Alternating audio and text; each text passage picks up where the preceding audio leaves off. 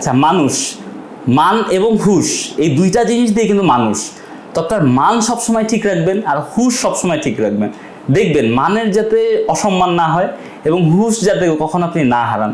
আর জীবনটা খুবই সিম্পল। এখানে রিলেশনশিপ ব্রেকআপ হতে পারে, আমরা মাদকাসক্ত হতে পারি, আমাদের লাইফে ফেইলিয়ার থাকতে পারে, বাট কোপ আপ জিনিসটা, ম্যানেজমেন্ট জিনিসটা, ব্যালেন্সিং জিনিসটা, এগুলো শিখতে হবে। লাইফ এটাকেই বলে। লাইফ জাস্ট লাইক আ জার্নি। আপনি জাস্ট একজন ট্রাভেলার। আপনি ট্রাভেল করছেন, মা বাবা থেকে শুরু করে সবাই আপনার ট্রাভেলের একজন সঙ্গী।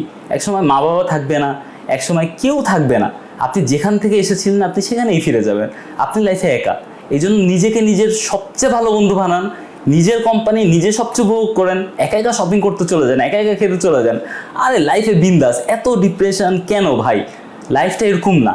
আপনারা এনজয়েবল থাকেন, চেয়ার আপ থাকেন, হাসি খুশি থাকেন। আপনি কখন জানেন যে আপনার মৃত্যু কখন হবে? এটা তো পুরোপুরি আল্লাহর হাতে।